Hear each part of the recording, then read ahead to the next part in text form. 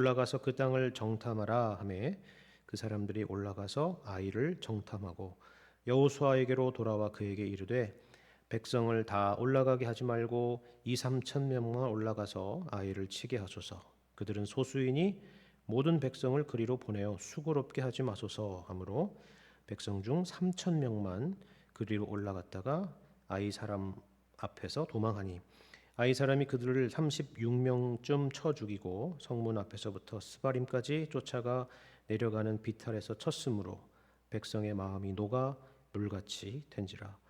여호수아가 옷을 찢고 이스라엘 장로들과 함께 여호와의 궤 앞에서 땅에 엎드려 머리에 티끌을 뒤집어 쓰고 저물도록 있다가 이르되 슬프도소이다 주 여호와여 어찌하여 이 백성을 인도하여 요단을 건너게 하시고 우리를 아모리 사람의 손에 넘겨 멸망시키려 하셨나이까. 우리가 요단 저쪽을 만족하게 여겨 거주하였다면 좋을 뻔하였나이다. 주여 이스라엘이 그의 원수들 앞에서 돌아섰으니 내가 무슨 말을 하오리이까. 가나안 사람과 이 땅의 모든 사람들이 듣고 우리를 둘러싸고 우리 이름을 세상에서 끊으리니 주의 크신 이름을 위하여 어떻게 하시려 하나이까 하니 여호와께서 여호수아에게 이르시되 일어나라. 어찌하여 이렇게 엎드렸느냐.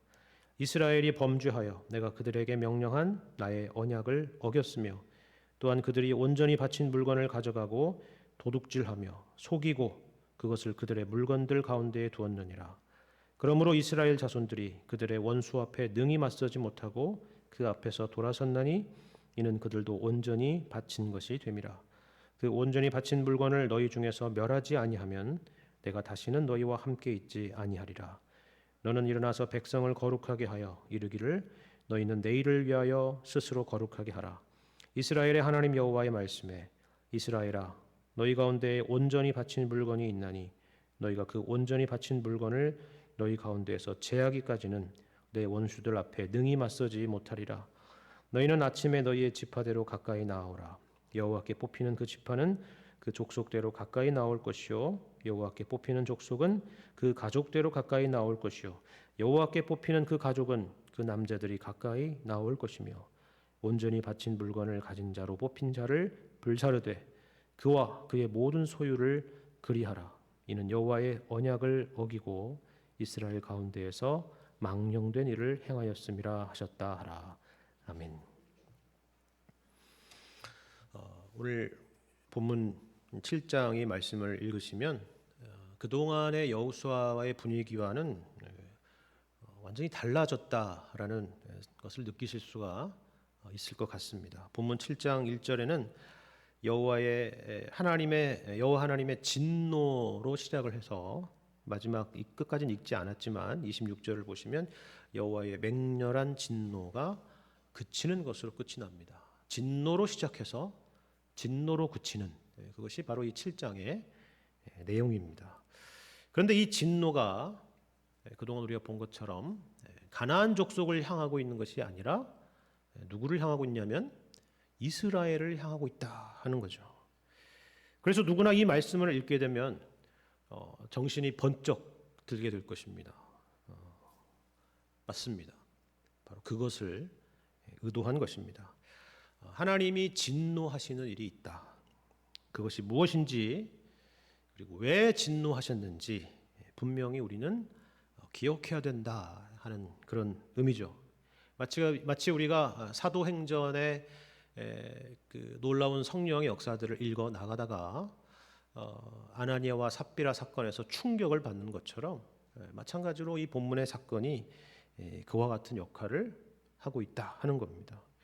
오늘 우리가 함께 읽은 본문의 말씀은 아이성 전투의 패배에 대한 것이죠.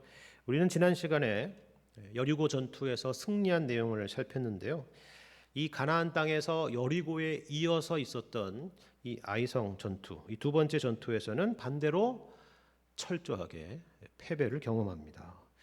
단지 패배한 정도가 아니라 5절을 보시면은 이 사건으로 무슨 일이 있었다라고 얘기하냐면 백성들의 마음이 녹아 물같이 되었다라고 기록을 하고 있습니다. 이게 그냥 그 시적인 표현으로 표현하는 의미가 아니라 이것은 사실 앞서서 누구의 표현이었느냐면요. 가나안 사람들의 심정이 이와 같았다라는 그 표현이었어요. 5장 1절을 보시면은 여호와께서 요단물을 이스라엘 자손들 앞에서 말리시고 우리를 건너게 하셨음을 듣고 마음이 녹았다 이렇게 되어 있었거든요. 그런데 이번에는 이 가나안 사람들이 아니라 이스라엘이 그와 같았다 하는 것입니다. 상황이 완전히 정반대가 됐다는 거예요. 그렇죠? 그리고 6절부터 9절까지는 여호수아의 기도가 기록되고 있는데요. 우리가 앞서서 보지 못했던 여호수아의 또 다른 모습을 여기서 보는 겁니다. 절망하고 탄식하는 그런 모습이죠. 그리고 기도의 내용을 보시면 믿음과 불신을 오가는 것 같아서 위태롭기까지 합니다. 내가 아는 여호수아가 맞나 싶은 그런 내용을 보는 거죠. 아이성 전투의 패배가 이스라엘 백성들에게 있어서 절대로 작은 일이 아니었다 하는 것입니다. 비록 전사자는 보신 것처럼 36명에 불과했겠지만 이 일로 인해서 이스라엘 전체가 전의를 상실해 버렸고 그들을 인도해야 될 여호수아마저 절망의 나락으로 빠져가고 있었던 것입니다. 그렇다면 도대체 이스라엘 백성들은 왜 이 전투에서 패배했던 것일까? 그런 생각이 자연스럽게 드시겠죠? 여리고 전투는 이겼는데 아이성 전투는 패했다. 그러면 우리는 그냥 모르는 분들은 그냥 일반 상식적으로 생각하자면 당연히 아이 사람들이 여리고 사람들보다 훨씬 더 강력하고 그리고 수적으로도 우세했을 거다 이렇게 생각을 하는 것이 상식적인 생각일 겁니다. 하지만 객관적인 내용을 보자면 전혀 그렇지가 않았다는 거예요. 여리고가 훨씬 더 크고 강하고 군사도 훨씬 더 많았습니다. 그것은 아이성을 정탐하고 돌아온 이 정탐꾼들의 이야기들을 들어보면 우리가 확인할 수도 있는 그런 내용이죠. 그렇다면 왜 그런 이유가 아니라면 왜 이스라엘 백성들은 이 아이성 전투에서 패배를 했을까 하는 생각을 합니다. 사람들은 대개 이 2절과 3절의 말씀에서 이것이 바로 그 이유일 거야 이렇게 추측을 하는데요. 한번 보겠습니다. 2절 3절 다시 읽겠습니다. 여호수아가 여리고에서 사람을 베델 동쪽 벳아웬 곁에 있는 아이로 보내며 그들에게 말하여 이르되 올라가서 그 땅을 정탐하라 하매 그 사람들이 올라가서 아이를 정탐하고 여호수아에게로 돌아와 그에게 이르되 백성을 다 올라가게 하지 말고 2-3천 명만 올라가서 아이를 치게 하소서. 그들은 소수이니 모든 백성을 그리로 보내어 수고롭게 하지 마소서. 이렇게 보고를 하는 것을 볼 수 있습니다. 이 말씀을 딱 보고 우리는 누구나 느낄 수 있는 이 3절의 말씀에 야, 이스라엘 백성들은 참 자만했구나 하는 생각을 하지 않습니까? 그렇죠?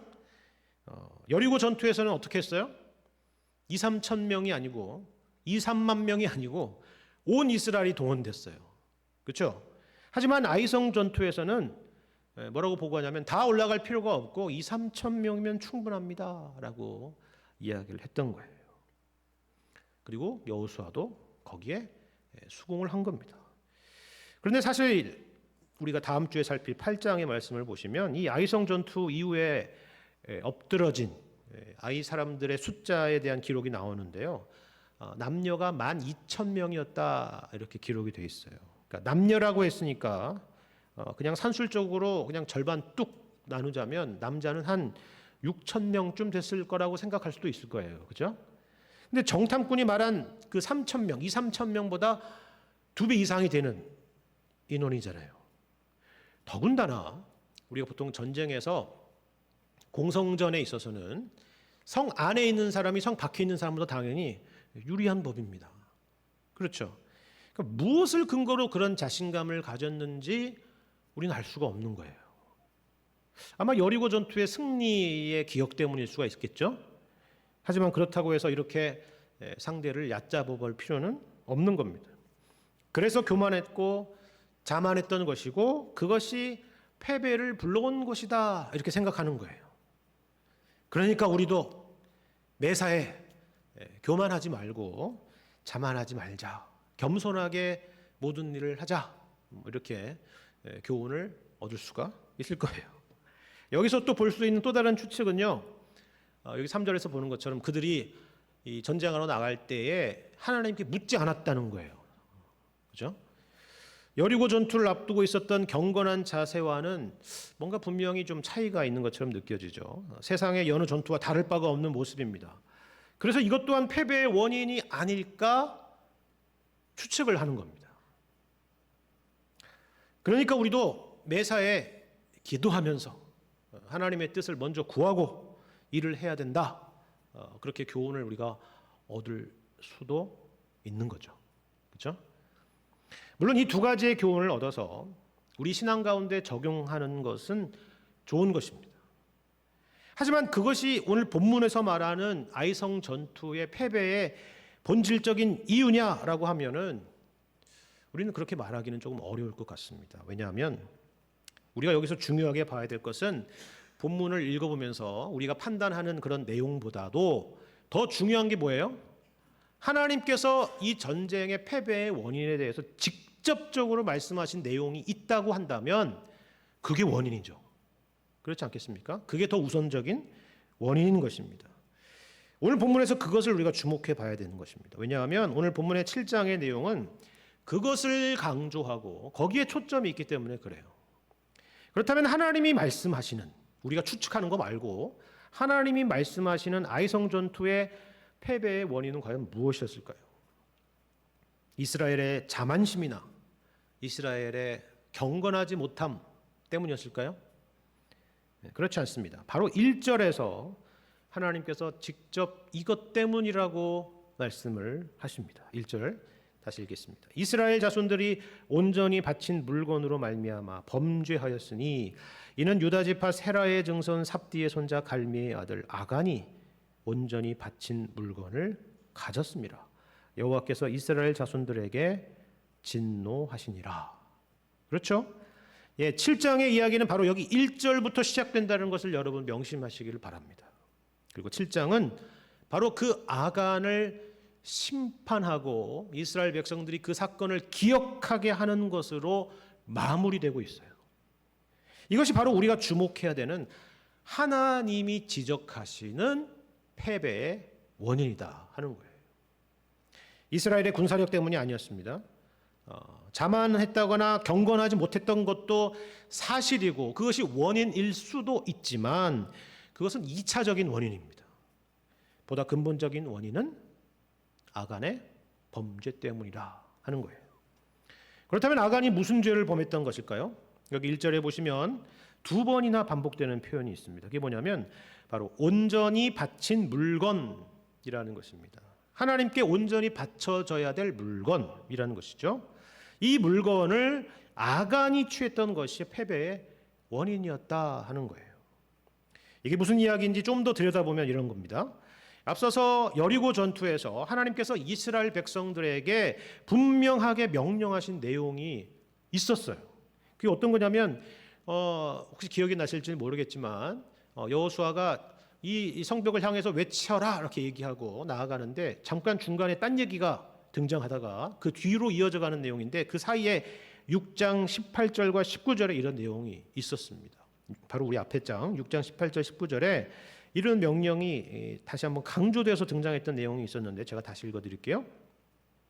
6장 18절 19절 너희는 온전히 바치고 그 바친 것 중에서 어떤 것이든지 취하여 너희가 이스라엘 진영으로 바치는 것이 되게 하여 고통을 당하게 되지 아니하도록 오직 너희는 그 바친 물건에 손대지 말라.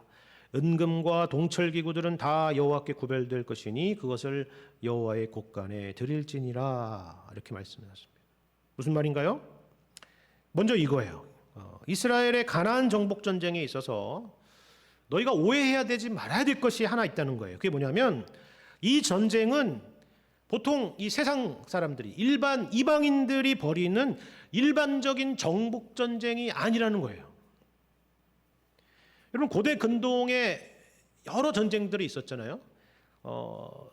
여러 일반적인 정복 전쟁 역시 사실은 그들만 가서 싸우는 전쟁이 아니었어요. 비슷한 면이 있어요. 뭐냐면 그들도 그들이 믿고 있는 그들이 섬기는 신을 앞세워서 싸우는 전쟁이었다는 사실입니다. 여러분 고대 근동에 신을 앞세워 싸우지 않은 전쟁은 거의 없습니다. 다 그렇습니다. 다. 그래서 여러분 영화 300 이런 거 한번 보시면은 항상 전쟁을 하기 앞서서 뭐 하나요? 신탁을 받잖아요. 그런 일들을 하잖아요. 그러니까 항상 신을 위한 전쟁이고 신을 앞장 세우는 그런 전쟁이에요. 하지만 우리가 알다시피 그 신이라고 하는 것은 사실 그저 하나의 명분이고 수호신이고 전쟁을 도와줄 수도 있고 안 도와줄 수도 있는 그런 신이지, 결국은 자기들의 욕망을 위해서 정복하고 약탈하는 것이죠. 그게 당시 일반적인 방식이었습니다. 물론 오늘날 현대전도 다르지는 않을 거예요, 크게. 그렇죠? 하지만 하나님은 그런 신이 아니라는 것입니다. 그러니까 당연히 이스라엘 백성들도 약탈자가 아닌 거예요. 자기 욕망을 채우기 위해서 다른 민족을 공격하거나 다른 민족의 물건들을 취하거나 하는 그런 전쟁이 아니라는 사실입니다. 이게 기본적인 베이스입니다. 그러면 이 전쟁이 뭐냐? 이 전쟁은 과거에 하나님께서 아브라함과 이삭과 야곱에게 약속했던 그 약속의 성취이고 가나안 족속의 범죄에 대한 하나님의 심판의 전쟁이라 하는 것입니다. 여러분, 여리고 전투를 잘 생각해 보세요. 이스라엘 백성이 싸운 전투가 아니잖아요. 그렇죠? 이스라엘 백성들이 여리고 성벽을 부서뜨린 게 아닙니다. 하나님이 싸우신 거잖아요. 하나님이 무너뜨리셨습니다. 무슨 말이에요? 하나님의 심판이었다라는 것입니다. 과거에 소돔과 고모라는 유황불을 도구로 쓰셨다면 이번에는 이스라엘을 도구로 쓰는 것일 뿐입니다. 하지만 이번엔 유황불이 아니라 이스라엘이 동원되는 것은 앞서 말씀드린 것처럼 이것이 그들의 조상 아브라함과 이삭과 야곱에게 하신 약속을 성취하는 의미에서, 그것을 그들에게 가르치시고 확인시키는 의미에서 그렇게 하시는 것입니다. 그렇기 때문에 사실상 이 여리고의 모든 것들은 하나님께 바쳐져야만 됐던 것입니다. 그렇죠? 가나안 땅 전체가 물론 하나님께 바쳐져야 되는 것이지만 그것을 의미하는 상징적인 첫 번째 성이었던 여리고 성이 하나님께 온전히 바쳐져야 했다는 것입니다. 처음 성, 이걸 기억하십시오. 처음 성. 성경에서 처음이라는 것은 항상 모든 것을 대표하는 것이라는 그런 상징성이 있습니다. 그렇죠? 그래서 하나님은 어떤 소산을 바치라고 해요? 중간 소산, 마지막 소산이 아니라 처음 소산을 바치라고 말씀을 하시잖아요. 명령을 하시죠. 여러분, 11조도 같은 의미입니다. 처음 것만 하나님의 것이라거나 10분의 1만 하나님의 것이라는 의미가 아니라 모든 것이 하나님의 것이라는 고백으로서 그렇게 바치는 것이고, 또 그렇게 하나님께서는 우리에게 명령하시는 것입니다. 그렇죠? 그러니까 그 어떤 것도 이 전리품으로 자기가 개인이 취하거나 약탕물로 취해서는 안 되는 것입니다. 이 전쟁은 너희들의 전쟁이 아니라 하나님 자신의 전쟁이라고 말씀하는 거예요. 하지만 아간은 어떻습니까? 탐욕에 사로잡혔습니다. 모르고 그랬다는 것이 아닙니다. 20절을 보시면 아간 스스로도 자신이 무엇을 잘못했는지를 정확히 알고 있었습니다. 그리고 이 범죄가 상당히 의도적이었다는 것을 21절에서 자백하고 있는 것을 볼 수가 있습니다. 그 아간의 범죄로 인해서 이스라엘은 패배하게 되었던 것입니다. 그런데 우리는 여기서 한 가지 의문을 갖습니다. 그렇죠? 그건 아간 한 사람의 문제가 아니냐 하는 거예요. 그러면 아간 한 사람만 처벌을 하면 되지 왜 이스라엘 전체가 이 일로 고통을 당해야 되느냐 하는 거예요. 그런 생각이 들지 않습니까? 일단 우리가 이런 생각을 갖는 이유는요, 우리가 당시의 시대에 살고 있지 않고 21세기에 살기 때문에 갖는 의문이라는 것을 먼저 생각해 볼 필요가 있습니다. 오늘날은 훨씬 더 개인주의적이죠. 우리는 심지어 유교 문화권 아래 있고, 그리고 한 가족 안에 있어도 성인이 되면 독립이라는 표현을 쓰는 그런 시대에 살아가고 있습니다. 그런데 재미있는 것은 그런 일 있잖아요. 우리는 흔히 부모의 유산을 이야기할 때는 막 가족을 엄청 강조합니다. 그렇죠? 그런데 어떻게 해요? 반대로 부모의 부채에 대해서는 그것과 무관한 독립된 개인을 주장하는 것이 바로 우리들입니다. 그런 시대에 살고 있는 거죠. 좋은 것은 취하지만 그 반대의 것은 나와 무관한 것으로 생각하는 그런 시대에 살고 있는 것입니다. 아마 아간에 대한 사건도 현대적인 시각으로 그렇게 보고 있지 않나 이런 생각을 해보게 됩니다. 만약에 이 아간이 예를 들어서 사사기에 나오는 삼손과 같은 그런 전쟁의 영웅이 되어가지고 반대로 이 아이성 전투에서 아이성을 거의 혼자 쳐부수다시피 해가지고 전쟁에서 승리를 하고 그 전과를 이스라엘 백성들과 나누는 그런 인물이었다고 한다면 우리는 그 누구도 이 아간에 대해서 시비를 거는 사람은 아무도 없을 거예요. 그렇죠? 그걸 이상하게 보는 사람은 아무도 없을 겁니다. 야, 어떻게 아간 혼자 해낸 일을 이스라엘과 나눌 수 있단 말이냐? 그게 상식적이냐? 말이 되냐? 그렇게 생각하는 사람은 없다는 거예요. 그죠? 그건 당연하다고 생각하죠. 아간의 승리가 곧 이스라엘의 승리라고 하는 그 말에는 문제 삼는 사람들은 아무도 없을 겁니다. 그런데 반대로 아간의 범죄의 결과가 이스라엘 전체에 영향을 미쳤다라는 것에는 우리는 예민하게 반응을 하죠. 어떻게 하나님이 아간 혼자 범죄한 것을 그렇게 하실 수가 있느냐? 그럽니다. 우리가 그런 사람들입니다. 그렇죠? 그런데 여러분 잘 보시면 더군다나 이 명령은 처음부터 개개인에게 주어진 명령이 아니라 이스라엘 전체에게 주어진 명령이었다는 것을 여기는 확인할 수가 있습니다. 앞서 읽어드린 본문의 다른 번역을 보시면요, 조금 이해가 쉬울 텐데요. 6장 18절에 새 번역에는 이렇게 번역되어 있습니다. 제가 한번 읽어드릴게요. 너희는 전멸시켜서 바치는 희생제물에 손을 댔다가 스스로 파멸당하는 일이 없도록 주의하여라.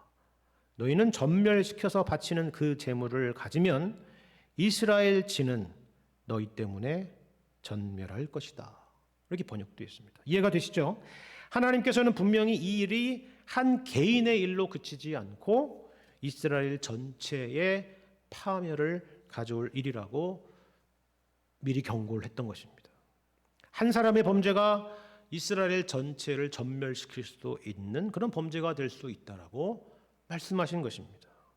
그래서 여러분 다시 7장 1절을 보세요. 분명히 이 아간 혼자 범죄한 범죄인데 누가 범죄했다고 설명하고 있습니까? 이스라엘 자손들이라고 시작하죠. 그죠? 그리고 여호와께서 누구에게 진노하셨다고요? 이스라엘 자손들에게 진노했다라고 하는 겁니다. 참 흥미로운 부분이죠. 그런데 여기서 우리가 또 주목할 부분은 이거예요. 여기 범죄했다, 여기 1절에 나와 있는 범죄했다라는 표현 때문인데요. 구체적으로 무슨 범죄를 한 겁니까? 그거야 물론 아간이 여리고에 있는 물건을 훔쳐서 자신의 것으로 취한 것입니다. 도둑질을 한 거죠. 그것도 하나님의 것을 도둑질을 한 것입니다. 그게 범죄가 아니겠습니까? 그런데 여러분 자세히 보시면요, 이게 그렇게 단순한 문제가 아니라는 것을 알 수가 있습니다. 혹시 영어 성경을 가지신 분은 여기 이 범죄했다라는 단어가 우리가 흔히 말하는 죄를 범했다라는 식으로 표현되지 않은 것을 볼 수가 있습니다. 없으니까 모르겠죠. 제가 미리 봤는데요, 그렇더라고요. 저도 깜짝 놀랐습니다. 뭐라고 되어 있느냐면요, 이렇게 번역되어 있어요. 믿음을 깨버렸다, 신뢰를 깨트렸다, 신실하지 못했다, 이런 식으로 번역이 되어 있습니다. 범죄했다는 것과 조금 다른 느낌이 오시지 않습니까? 단순히 물건을 훔치고 물건을 취한 문제가 아니었다는 거예요. 하나님에 대한 믿음과 신뢰를 깨뜨린 일이다라고 말하고 있는 것입니다.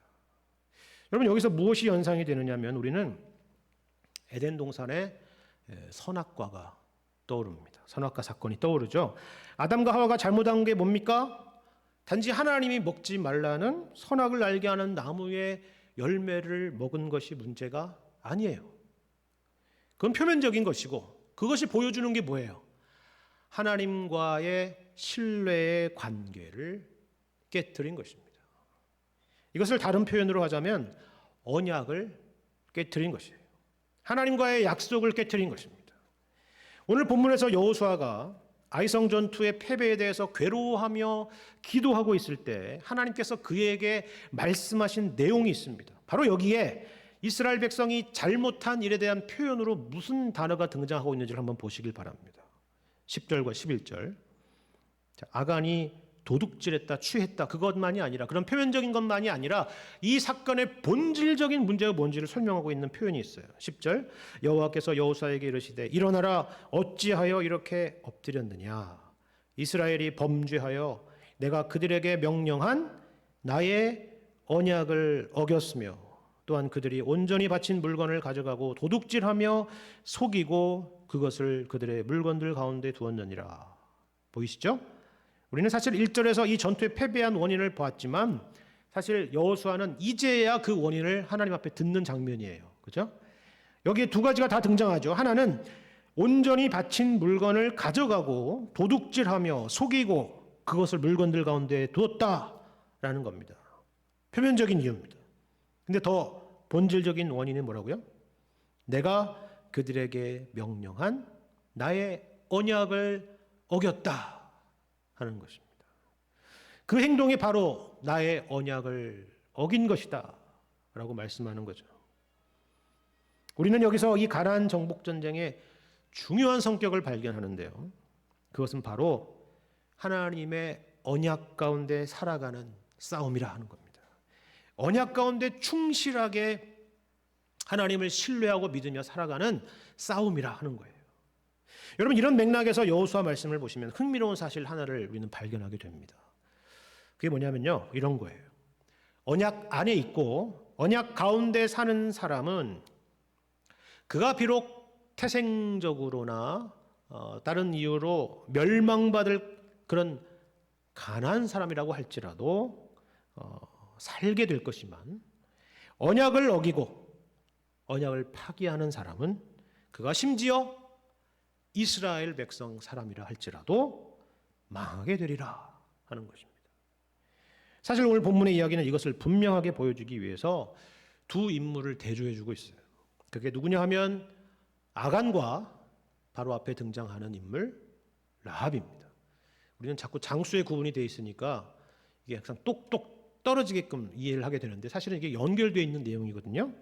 사실 바로 오늘 본문 7장 앞에 등장하는 이야기는 비단 여리고 전투의 승리의 이야기만이 아닙니다. 지난 시간에 보신 것처럼 이 여리고가 무너지고 망하는 가운데 빛나는 인물 한 사람이 있었죠. 바로 그가 라합이라는 사람이었습니다. 그렇다면 라합은 어떻게 해서 멸망하지 않았습니까? 그 이유를 설명하는 부분이 오늘 맥락에서 참 흥미로운 부분이 있습니다. 우리 7장 바로 앞에 6장 22절과 23절을 제가 보겠습니다. 라합이 어떻게 해서 멸망하지 않았는가? 자, 22절. 여호수아가 그 땅을 정탐한 두 사람에게 이르되 그 기생의 집에 들어가서 너희가 그 여인에게 맹세한 대로 그와 그에게 속한 모든 것을 이끌어내라 하며 정탐한 젊은이들이 들어가 라합과 그의 부모와 그의 형제와 그에게 속한 모든 것을 이끌어내고 또 그의 친족도 다 이끌어내어 그들을 이스라엘의 진영 밖에 두고. 여러분, 이게 7장 마지막 부분과 이 이야기가 어떻게 서로 정반대의 이야기처럼 만나는지 보시면 알게 될 거예요. 아간과 그에게 속한 가족과 그에게 속한 모든 물건은 돌로 쳐지고 불태워졌습니다. 근데 라합은 어때요? 라합과 그에게 속한 가족과 그의 모든 물건은 멸망당하지 않고 보존되게 되는 거예요. 라합과 그에게 속한 사람들이 살게 된 이유가 여기에 등장하죠. 이유가 뭐예요? 물론 과거의 정탐꾼들을 숨겨줘서 살렸기 때문이죠. 그렇죠? 하지만 그 이유 때문이라고 말하지 않고 있어요. 무슨 말이지? 그러니까 우리가 쉽게 생각하듯이 은혜를 갚는 차원이라고 얘기하는 게 아니라는 거예요. 지금 설명이. 지난번에 우리를 구해줬으니까 우리도 구해줄게, 이 이야기가 아니라고요. 여기 말씀을 잘 보시면 뭐라고 되어 있습니까? 너희가 그 여인에게 맹세한 대로. 그것입니다. 맹세나 언약이나 표현은 맹세고 표현은 언약이지만 둘 다 뭐예요? 약속이에요. 약속. 그 약속을 믿고 그 약속에 충실했던 라합과 그의 가족은 살게 된 것입니다. 그런데 아간은 뭘 잘못했다고요? 하나님과 맺은 언약, 그 약속에 신실하지 못했다 하는 사실입니다. 이 일로 아간은 물론 이스라엘 전체가 위기에 빠진 것입니다. 게다가 여러분, 여기서 일부러 라합과 대조하기 위해서 아간을 설명하는 내용이 있어요. 왜 이런 표현이 필요했을까 하는 생각도 드는데 1절에서 보시면 아간을 설명하는 표현을 보십시오. 특이한 표현이 있습니다. 뭐라고 되어 있어요? 유다 지파, 세라의 증손, 삽디의 손자, 갈미의 아들 아간입니다. 물론 이것은 아간을 나중에 추적해 가기 위한 그런 순서이기도 한데요. 성경에서 이렇게 소개되는 인물은 아마 거의 없을 것입니다. 그래서 어떤 학자는 아간이라는 인물에 대해서 이렇게 소개하는 이유가 있다 하는 거예요. 이것이 말해주는 이유가 있다는 거예요. 그것은 아간이라고 하는 이 인물이 벌써 지파부터 유다 지파잖아요. 명문 가문. 그렇잖아요. 그러니까 이렇게 유다 지파, 세라의 증손, 삽디의 손자, 갈미의 아들이라고 소개하는 것은 당시에 이 아간이 얼마나 대단한 가문의 사람이었는지를 보여주는 것이다 라는 겁니다. 그러니까 아간의 범죄는 더 무겁겠어요? 아니면 가볍겠습니까? 더 무겁겠죠. 배고프고 가난하고 없는 집안 사람이라서 그런 일을 했던 사람이 아니라는 것입니다. 선악과 사건도 그런 것이잖아요. 에덴 동산에 정말 먹을 것이 없어서, 그렇죠? 그날은 그 해는 에덴 동산에 막 흉작이 들었어요. 그죠? 먹을 수 있는 게 아무것도 없어요. 과일을 먹는데 막 돌덩이 같고, 그래서 정말 살 수가 없는 거예요. 그래서 정말 너무나 배가 고파가지고 딱 선악과 하나만 먹을 만한 그런 과일이었다고 생각을 해봅시다. 그렇게 해서 먹은 게 아니잖아요. 그렇잖아요. 배부르고 풍성하고 부족할 것 없는 그곳에서 선악과를 먹었다라고 하는 것은 하나님의 언약을 저버린 것이고 믿음을 저버린 것이고 하나님에 대한 배반이라 하는 것입니다. 이처럼 유다 지파요, 세라의 증손이요, 삽디의 손자요, 갈미의 아들인 아간이라고 해도 언약을 저버린 자에게는 심판이 따르는 것입니다. 가나안 사람 라합과 어떻게 극명하게 대조되고 있는지 여러분 잘 아시겠죠? 그렇죠? 하나님은 항상 언약에 신실하신 분이라는 것을 기억해야 되는 것입니다. 아합에게는 좋은 의미로서 그랬고 아간에게는 그렇지 않은 이유로 그랬죠. 그렇죠. 하나님은 그저 감정에 따라서 우리를 사랑하시거나 우리를 심판하시거나 하시는 분이 아니라는 사실입니다. 우리가 언약의 하나님이라고 부르는 것은 그런 의미를 갖고 있는 것입니다. 이처럼 아간으로 인해서 이스라엘은 하나님과 맺은 언약을 저버리고 말았습니다. 회복의 방법이 없을까요? 물론 있습니다. 아간 한 사람의 범죄로 이스라엘 전체에 심판이 내려진 것과 같이 이번에는 아간 한 사람의 심판으로 이스라엘 전체에 회복이 있을 것입니다. 우리가 읽지는 않았지만 오늘 본문 이후에 등장하는 16절 이하의 말씀이 바로 그것을 말하는 것입니다. 우리는 여기서 두 가지 사실을 기억하면 좋을 것 같습니다. 하나는 하나님의 심판은 결코 가벼운 것이 아니라 하는 사실이에요. 우리는 이 말씀을 읽으면 일단 놀라게 될 것입니다. 말씀드린 것처럼 아간과 그의 가족과 그의 소유물들은 이스라엘 백성들로 하여금 돌로 쳐 죽임을 당했고 불태워졌습니다. 끔찍한 일이죠. 아무리 그래도 어떻게 하나님이 이렇게 심판하실 수 있단 말인가 하는 생각을 갖습니다.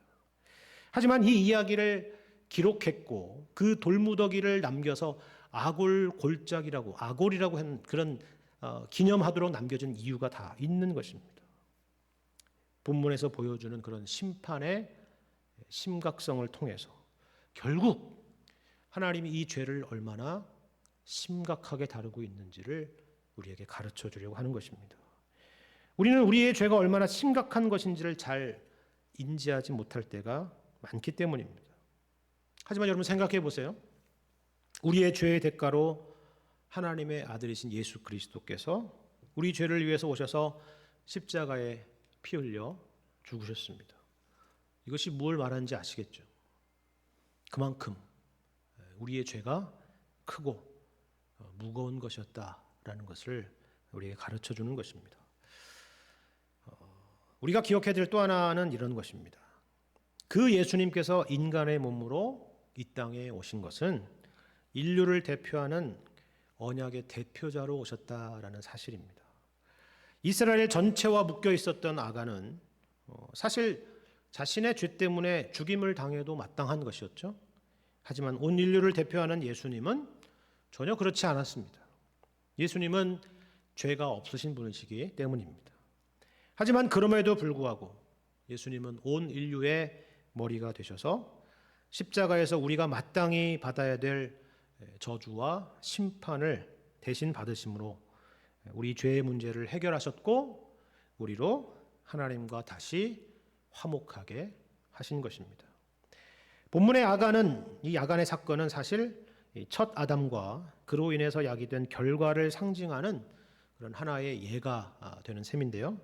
우리에게는 이런 의미가 되는 것입니다. 로마서 5장 말씀을 보시면 이것을 이렇게 강조하는 것을 우리는 확인해 볼 수가 있습니다. 로마서 5장 18절 19절 말씀을 제가 한번 읽어드리겠습니다. 그런즉 한 범죄로 많은 사람이 정죄에 이른 것 같이 한 의로운 행위로 말미암아 많은 사람이 의롭다 하심을 받아 생명에 이르렀느니라. 한 사람이 순종하지 아니함으로 많은 사람이 죄인 된 것 같이 한 사람이 순종하심으로 많은 사람이 의인이 되리라. 그렇죠. 이것을 항상 기억하고 믿고 의지하는 것이 우리가 이 세상에서 믿음으로 승리하는 비결인 것입니다. 아간에 대한 심판으로 이스라엘이 다시 원점으로 돌아가 회복된 것처럼 우리를 위해서 대신 죽으신 예수님으로 인해서 우리가 의롭게 된 것이다라는 사실입니다. 그런데 여러분 이 말씀을 보시면 우리를 위한 예수님의 죽으심은 다만 우리를 정죄에서 벗어나게 하는 정도가 아니라고 말하는 것을 볼 수가 있어요. 이 로마서 5장 18절에 보는 것처럼 그 정도가 아니라 우리를 어디에 이르도록 했다고요? 생명에 이르도록 했다라는 사실입니다. 다시 생명에 이르도록 했다. 죄 없다고 인정하는 수준 정도가 아니라는 것입니다. 우리가 나중에 하나님의 심판대 앞에 섰을 때 의인으로 인정받는 수준의 정도가 아니라는 거예요. 그 정도가 아니라 생명에 이르게 했다는 거예요. 생명이라는 것은 말 그대로 살아있는 것입니다. 살아있다는 것은 운동력이 있다라는 사실입니다. 다시 말해서 하나님은 예수 그리스도를 통해서 우리를 의롭다고 하시고 생명을 주셔서 우리가 실패한 그 아이성 전투의 현장에 우리를 다시 세우시는 것입니다. 우리가 실패한 자리에서 다시 싸우게 하시고 우리에게 승리하게 하시는 것이다 하는 것입니다. 어떻게 해요?